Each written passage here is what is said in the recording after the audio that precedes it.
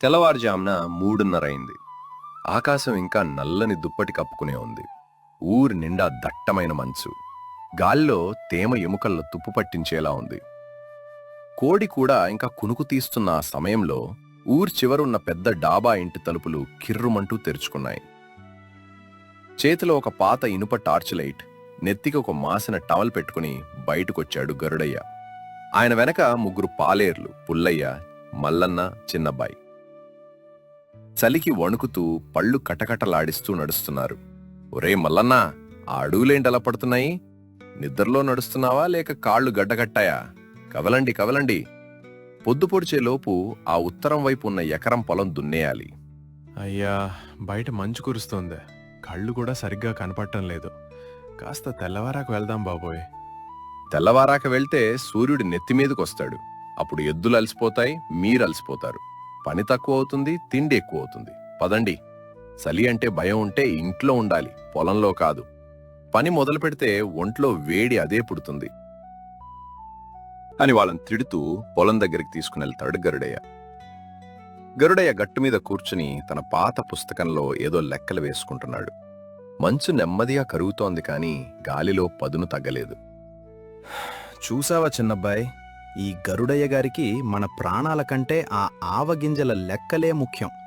ఈ చలికి ఎద్దుల నోటి వెంట నురుగొస్తోంది, మన ఊపిరి గడ్డకడుతోంది. ఏం చేస్తామన్నయ్య? ఆయన దగ్గర అప్పు తీసుకున్నాం కదా, ఆ అప్పు తీరే లోపు మనం అస్థిపంజరాలు అయిపోతాం కాబోలు అని వాళ్ళు మాట్లాడుకుంటూ ఉంటారు.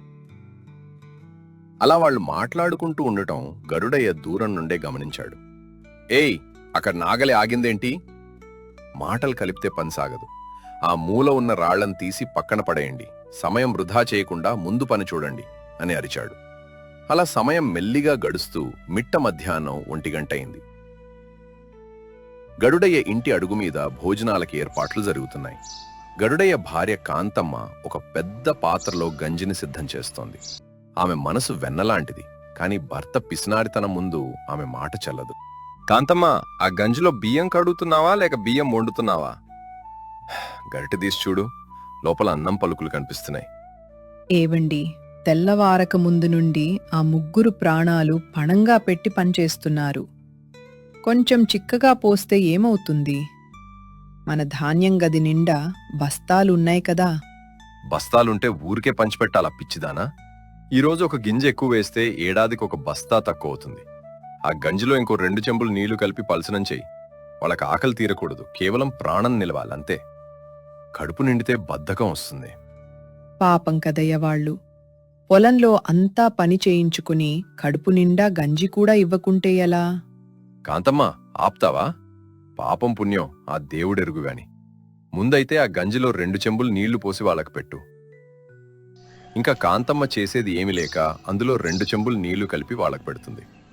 అలా పాలేర్లు ఆ పలచని నీళ్ల గంజిని తాగుతుంటే గరుడయ్య పక్కనే వాళ్ళు ఎన్నిసార్లు గంజి అడుగుతారో అని లెక్కేస్తున్నాడు. అలా సాయంత్రం అయింది. గరుడయ్య సంతకు వెళ్ళాడు. చలికాలం కావడంతో కొత్త రకం రగ్గులు సంతలోకొచ్చాయి. గరుడయ్య తన పాత సైకిల్ ఆపి ఒక దుకాణం దగ్గర నిలబడ్డాడు.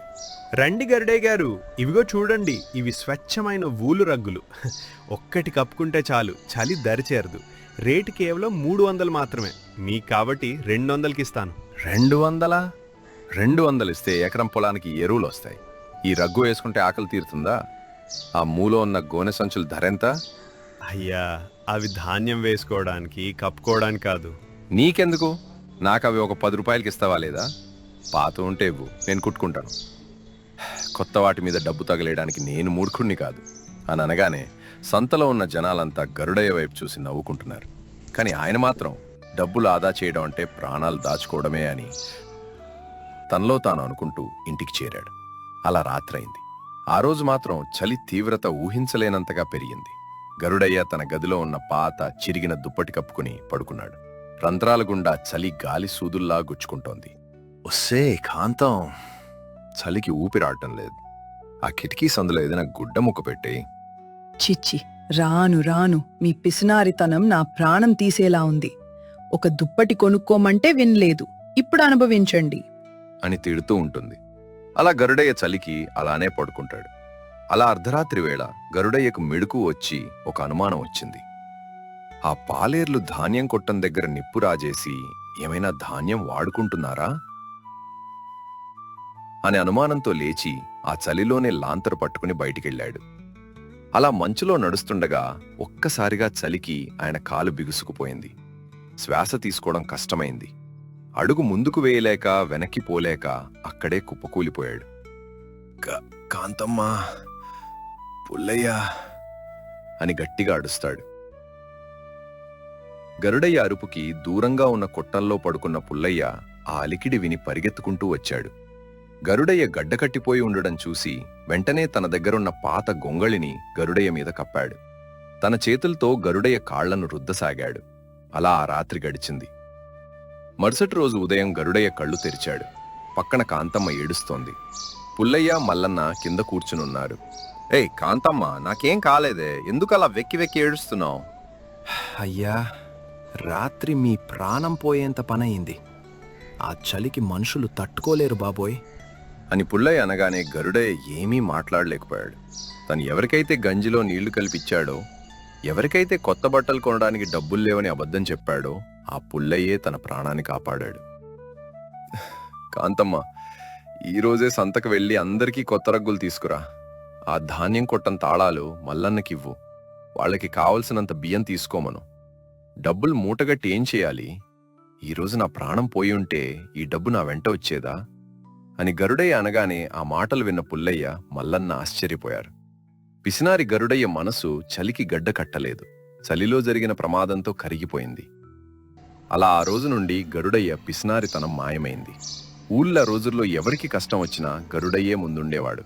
డబ్బు కంటే మనుషుల ప్రాణాలు, అనుబంధాలు వెచ్చనివని ఆయన గ్రహించాడు. ఆ చలికాలం గరుడయ్య జీవితంలో ఒక కొత్త వసంతాన్ని తెచ్చింది. చాలు, ఈ మార్పే మా ఆయనలో కోరుకున్నాను. నా మొర దేవుడు ఆలకించాడు. ఇది చాలు ఈ జీవితానికి అని అనుకుంటుంది. అలా గరుడయ్యలో వచ్చిన మార్పు ఊరంతా పాకింది. పిసినారి గరుడయ్య కాస్త దాత గరుడయ్యగా మారుతున్నాడని అందరూ చెప్పుకోసాగారు. చలికాలం ఇంకా తగ్గలేదు, కానీ గరుడయ్య ఇంట్లో మాత్రం వాతావరణం వెచ్చగా మారింది. గరుడయ్య ఇంటి ముందు పెద్ద మంట వేశారు. మల్లన్న, పుల్లయ్య, చిన్నబ్బాయి కొత్త రగ్గులు కప్పుకుని హుషారుగా పనిచేస్తున్నారు. కాంతమ్మ లోపల నుంచి వేడి వేడి అడి అన్నం, పప్పు వడ్డిస్తోంది. ఒరే పుల్లయ్య, గంజిలో నీళ్లు తక్కువయ్యాయని మొహం అలా పెట్టావా? ఈ రోజు నుంచి నీళ్లు కలిపిన గంజి లేదురా, కమ్మటి నెయ్యి వేసిన అన్నమే. లేదయ్యా, మీ మనసు మారడమే మాకు పెద్ద పండగ. ఈ కొత్త రగ్గు ఎంత వెచ్చగా ఉందో, రాత్రి హాయిగా నిద్రపట్టింది. రగ్గు వెచ్చదనం శరీరాన్ని కాపాడుతుందిరా, కాని మీరు చూపించిన ప్రేమ నా ప్రాణాన్ని కాపాడింది. కాంతమ్మ, ఆ సంతలో మిగిలిన పాత గోనె సంచులున్నాయి కదా, వాటిని పక్క ఊరు నుంచి వచ్చిన ఆ పేదవాళ్ళకిచ్చేయి. మన దగ్గరున్న పాత దుస్తులన్నీ కూడా మూట కట్టి సిద్ధం చేయి అని అంటాడు. అలా ఆ రాత్రి ఊర్లో పెద్ద వర్షం మొదలైంది. గాలి వానకి ఊరి చివరున్న కొన్ని పూరి గుడిసెలు కూలిపోయే పరిస్థితి వచ్చింది. ఆ చలిలో, వర్షంలో వాళ్ళు ఎక్కడికి వెళ్లాలో తెలియక వణికిపోతున్నారు. ఒరే పుల్లయ్య, చిన్నబ్బాయ్, ఆ గుడిసెల దగ్గరున్న పిల్లల్ని, ముసలివాళ్ళని వెంటనే మన డాబా ఇంటికి తీసుకురండి. పండించిన ధాన్యం బస్తాలు తడిసినా పర్వాలేదు, మనుషులు తడవకూడదు. కాని అయ్యా, ధాన్యం తడిస్తే వేలల్లో నష్టం వస్తుంది కదా. నష్టం డబ్బుకొస్తుంది కానీ ప్రాణానికి రాకూడదురా. ఆ ధాన్యం రేపు మళ్లీ పండుతుంది, కానీ ఈ మనుషులు పోతే తిరిగి రారు. త్వరగా పదండి. గరుడయ్య తన డాబా ఇంటి తలుపులు అందరి కోసం తెరిచాడు. ఒకప్పుడు ఒక్క గింజ కూడా బయటికి పోనివ్వని ఆ ఇంట్లో ఈరోజు ఊరంతా తలదాచుకుంది. అందరికీ వేడివేడి ఆహారం పెట్టి తన దగ్గరున్న రగ్గులన్నీ వాళ్లకే కప్పాడు. తెల్లవారింది. ఆకాశంలో సూర్యుడు ఉదయిస్తున్నాడు. గరుడయ్య తన ఖాళీ అవుతున్న ధాన్యపు గదుల వైపు చూసి విచారించలేదు. ఇన్నాళ్ళు ఈ డబ్బుని ఇనుప పెట్టెలో దాచాను, ఇప్పుడు దాన్ని మనుషుల దీవెనల్లో దాచుకుంటున్నాను. ఇదే అసలైన వెచ్చదనం అని తనలో తాను అనుకుంటాడు. అలా ఆ చలికాలం గరుడయ్య ఆస్తులను తగ్గించుండొచ్చు, కానీ ఆయన కీర్తిని, మనసుని మాత్రం ఆకాశమంత పెంచింది. పిస్నారి తన మంచులా కరిగిపోయింది. మానవత్వం వసంతంలా వికసించింది. శుభం.